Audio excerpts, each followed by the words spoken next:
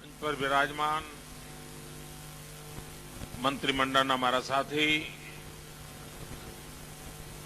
શ્રી જયનારાયણભાઈ વ્યાસ, આનંદીબેન, પરબતભાઈ, વસુબેન, ભાઈ શ્રી રાજુ, શ્રીમાન રાજેશ કિશોરજી, શ્રી તનેજા, ઉપસ્થિત अन्य मंत्रिमंडळના સાથીઓ, संसद सदस्यश्रीओ, धारासभ्यश्रीओ, तालुका पंचायत, जिल्ला पंचायतना આગેવાનો અને વિશાળ સંખ્યામાં ઉપસ્થિત રહેલ સર્વે મહાનુભાવો, જો આ ચૂંટણીનું વર્ષ ન હોત અને સામાન્ય દિવસો હોત તો આજનો આ કાર્યક્રમ, આજની આ ઘટના સમગ્ર દેશમાં અને સવિશેષ કરીને ગુજરાતમાં અત્યંત સકારાત્મક રીતે એક ઉત્તમ પગલા તરીકે એને નવાજવામાં આવી હોત. પરંતુ ચૂંટણીના વર્ષમાં કોઈ પણ સત્કાર્ય કરીએ, ઉત્તમમાં ઉત્તમ કાર્ય કરીએ, પણ જે લોકો રાજકારણમાં નથી એના માટે આ મોટું રાજકારણ હોય છે અને એના કારણે પ્રત્યેક ઘટના રાજકીય ત્રાજવે તોલાતી હોય છે અને પરિણામે ખૂબ ઉત્તમ પ્રકારના ઇનિશિયેટિવ આ રાજકીય આટાપાટામાં અટવાઈ જતા હોય છે અને જનતા સામાન્યને એની જાણ નથી થતી. ગઈકાલે મેં જોયું કે આજ સભાગૃહની અંદર ગુજરાતના ઇતિહાસની અજોડ ઘટના ઘટી હતી. હખડેઠઠ ભરાયેલો તો આ હોલ ખેડૂતોથી અને વિશ્વના 8 દેશો, આ દેશના 11 રાજ્યોના ખેડૂતો મળીને કૃષિ ક્રાંતિની દિશામાં મંથન કરતા હતા. એક અદભુત નજારો હતો. પણ સમય ચૂંટણીનું વર્ષ. આજની આ પણ ઘટના અનેક રીતે આખા દેશ માટે નવતર છે. આધુનિક ટેકનોલોજીનો ઉપયોગ કરીને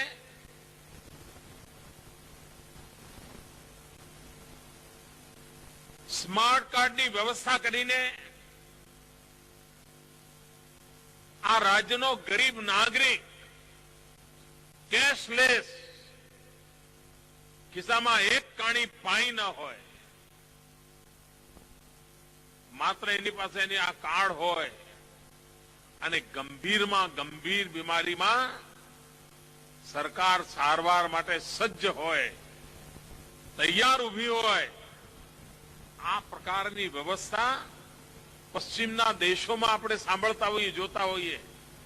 ભારતમાં કલ્પના સુદ્ધા ન કરી શકીએ એવું એક અતકેરું કામ આજે એની શરૂઆત થઈ ગઈ. 47 જેટલી હોસ્પિટલો, એમાં આ પ્રકારની ગંભીર બીમારીઓ માટે ગરીબ માનવીને વલખા નહીં મારવા પડે. મિત્રો, સરકાર ગરીબ માટે છે એનો મતલબ શું? અમીર માંદો હોય તો ડોક્ટરોની ના ઘરે લાઈન લાગે. સુખી માનવીને સુખ ખરીદવા માટે પૈસાનો ક્યારે તોટો નથી હોતો. ગરીબ માનવી માટે એ દૂર દૂરનું સ્વપ્ન પણ ક્યારે હોતું નથી. એક જમાનો હતો, ગરીબ માનવી માંદો હોય, હોસ્પિટલ જવું હોય, ગામડાનો માનવી માંદો હોય, હોસ્પિટલ જવું હોય, સુવાવડી બહેન હોય, પ્રસવની પીડા ઉપડી હોય, હોસ્પિટલ જવું હોય, રિક્ષાવાળો એડવાન્સ પૈસા માગે, પછી લઈ જાય. અને પૈસા ના હોય તો રિક્ષાવાળો ના પાડી દે. કોઈ અડોશી પડોશીનું ટ્રેક્ટર માંગ્યું હોય, ટેમ્પો માંગ્યો હોય તો તોય આપે નહીં. બળદગાડું કરવું હોય તો બળદગાડું ન મળે. બેજુના ગામ જવું હોય તો જવાની વ્યવસ્થા ન મળે. બસના ઠેકાણા ના હોય, ખિસ્સામાં પૈસા ન હોય તો દવાખાના સુધી પહોંચાય નહીં. એ દિવસો આપણે જોયા છે. આ 108ની સેવા. ફોન કર્યો નથી કે ગાડી હાજર થઈ નથી. એ પૂછતા નથી કે તું હિન્દુ છે કે મુસલમાન છે. એ પૂછતા નથી કે તું શહેરમાં રહે છે કે ગામડામાં રહે છે. એ પૂછતા નથી કે તું અમીર છે કે ગરીબ છું. એ પૂછતા નથી કે તું ઉજળિયાત છે કે પછાત છે, તું સવર્ણ છે કે દલિત છે. ના, તું માનવી છે. તારી સેવા કરવા અમે બંધાયેલા છે. આ ગુજરાત તારી સેવા કરવા બંધાયેલું છે. અને એક પદ્યું ના હોય ખિસ્સામાં, એને પૂરેપૂરી સેવા મળે છે. આજે 200 કરોડ રૂપિયાની માતબર યોજના એને લોન્ચ કરવામાં આવે છે. અને આ તાજેતરમાં આવેલો વિચાર નથી. એ તો તમે છાપા વાંચો એવું લાગે કે અમને જાણે કાલ સવારે જ વિચાર આવ્યો છે. મુદ્દો તો એ છે કે લોકો અમારા વિચારો ચોરી કરી જાય છે. કારણ એટલી બધી બેંકરપ્સી છે કે એમનો ઓરિજિનલ વિચાર નથી સૂચતા.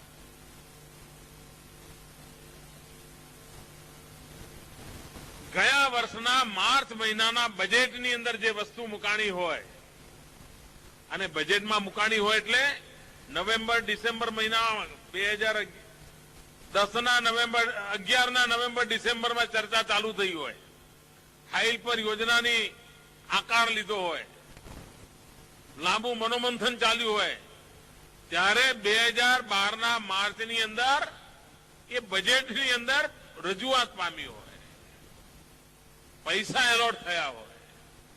એ યોજનાના આજે વિધિવત રીતે અમલીકરણનો આ કાર્યક્રમ છે. યોજનાની જાહેરાતનો કાર્યક્રમ નથી, આ અમલીકરણનો કાર્યક્રમ છે. અને ગુજરાતના પ્રત્યેક ગરીબને આવા ગંભીર પ્રકારની માંદગીના કુટુંબમાં આવી પડે તેની જવાબદારી આજની પડતી ગાંધીનગરમાં બેઠેલી આ સરકાર લે છે. આ નાનું સ્ટેટમેન્ટ નથી મિત્રો. આ રાજ્યના ગરીબ માનવીની ગંભીર બીમારીની જવાબદારી સરકાર ઉઠાવે છે. એ સંકલ્પ જાહેર કરવો અને એનું અમલીકરણ કરવું, એટલે અમલીકરણ કરવા માટેનું આ પ્રક્રિયા સમગ્ર દેશનું ધ્યાન ખેંચે એવી છે. ભાઈઓ બહેનો, આજે એક નવતર પ્રયોગ બીજો આપણે કરી રહ્યા છીએ કે 108ની સેવા ઇમરજન્સીમાં દોડવાનું, પેશન્ટને બચાવવાનો, આ સેવાનો એક ભાગ તો આપણે અનુભવ્યો અને આપણે બધા ગૌરવ કરતા થયા.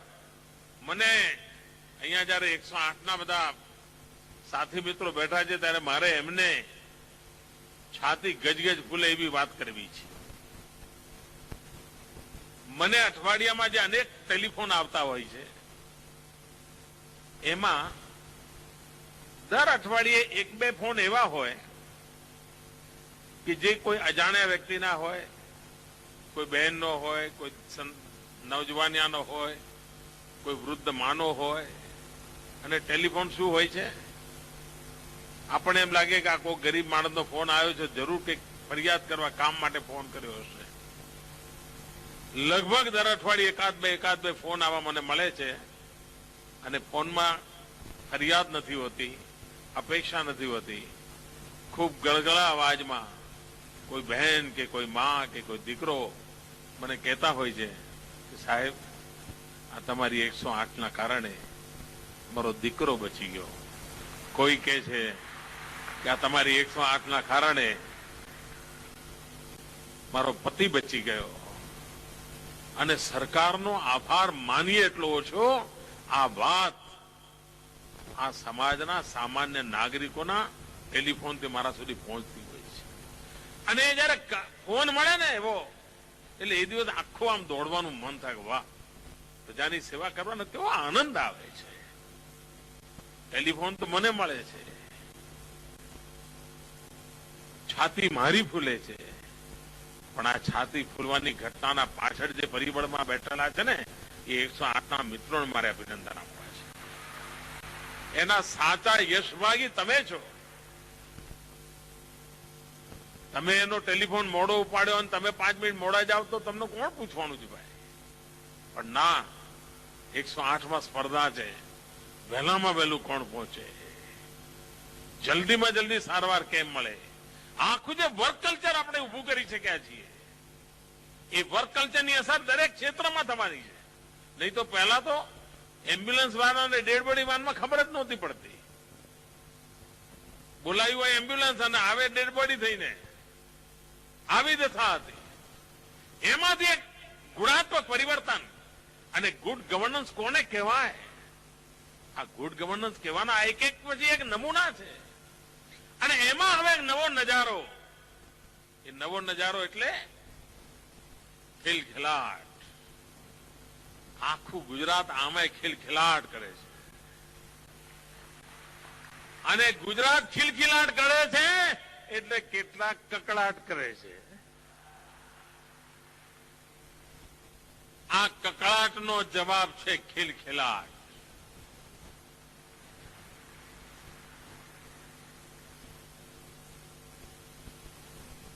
ગરીબ માં હોસ્પિટલ તો પહોંચી, પણ 40, 42, 48 કલાક 50 કલાકની ઉંમર વાળું બાળક લઈને ઘરે જાય, તકલીફ વેઠીને જાય, ત્યારે એ બાળક ઉપર સૌથી વધારે વિપરીત અસર થતી હોય છે. એ બાળકની જિંદગી બચી જાય અને કઈ તકલીફ ન થાય એવી એક લાંબા ગાળાની સમજ સાથે આ ખિલખિલાટ યોજનાને જન્મ આપવામાં આવ્યો છે. અને એવું પણ નથી ઈચ્છતા કે 108ની જેમ સાયરન વગાડતા વગાડતા પાછા ઘેર જાય. નહીં તો આખા કુટુંબને મોહલ્લામાં ઉચ્ચારતા કે આ બાજુ શું થયું ભાઈ? ગઈકાલ તો એમને હોસ્પિટલ લઈ ગયા હતા, ફરી પાછું ઋતુ કોણ આવ્યું?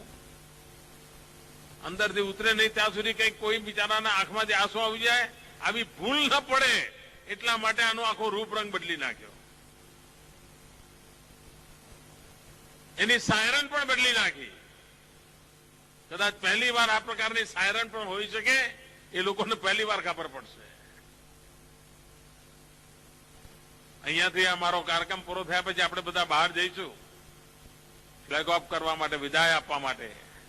તમે પણ જોશો, તમને પણ લાગશે. આજે એક કોર્પોરેશનની રચનાની પણ અમે જાહેરાત કરીએ છીએ મેડિકલ સર્વિસીસ માટેની. આ પણ 2012ના માર્ચ મહિનાના બજેટની અંદર વિધિવત રીતે જાહેર કરેલી યોજના છે. અને એને કેટલા લોકો એમ કહે છે અમે કરીશું. અરે ગુજરાત સરકારે તો બજેટમાં કરી દીધું હતું.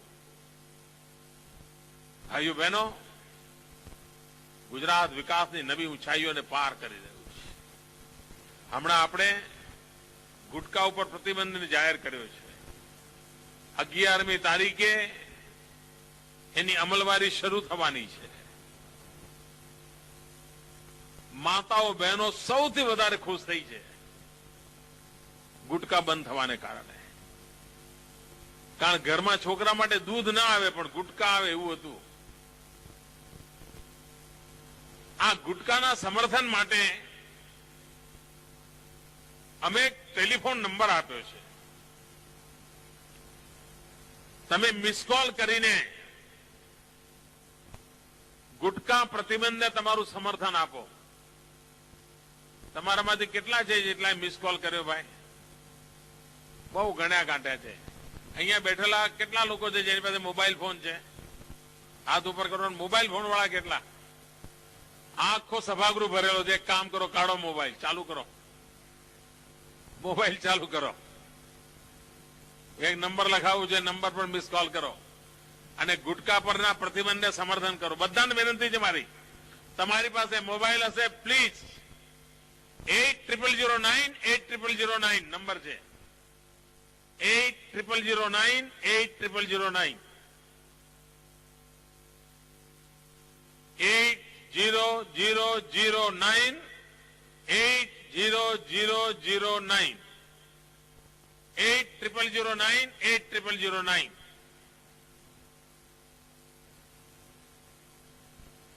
તમે મને ટેકો કર્યો, બધા મારો મેસેજ તમને મળી જશે થોડી વારમાં.